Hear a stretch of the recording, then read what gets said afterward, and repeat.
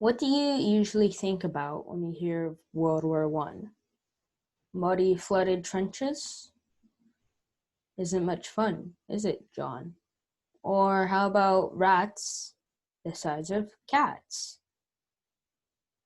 Or maybe people exchanging gifts and playing soccer with each other? Not exactly what comes to mind, right? In this video, I'll be giving a brief tour of the Christmas truces at World War One.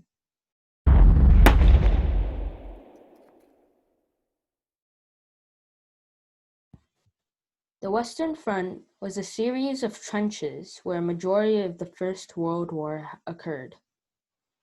Trench warfare was employed as the primary battle strategy and, explained simply, consisted of two long, narrow ditches on two sides of a field. The area in between was simply called no man's land. People on one side of no man's land would cross over the field and try to take the other side's entrenchment. If they failed in taking the entrenchment, they would go back into their entrenchment and protect their entrenchment while the other side closed in. This would happen until one of the trenches was taken. The Christmas Truce were strings of unofficial ceasefires along the Western Front around the time of 1914's Christmas season.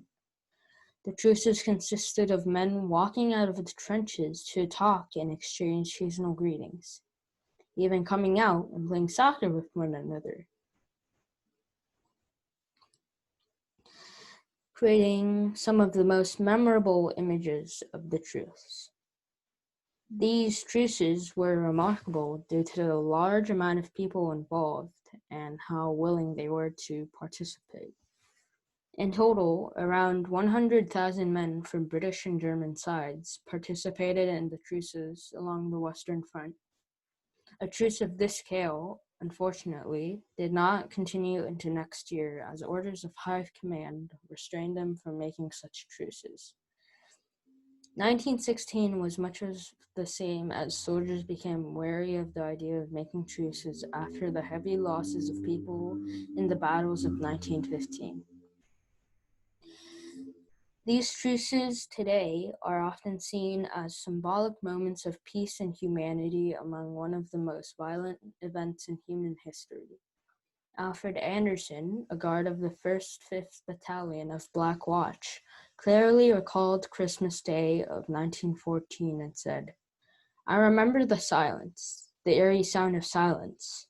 Only guards were on duty. We all went outside the farm buildings and just stood listening.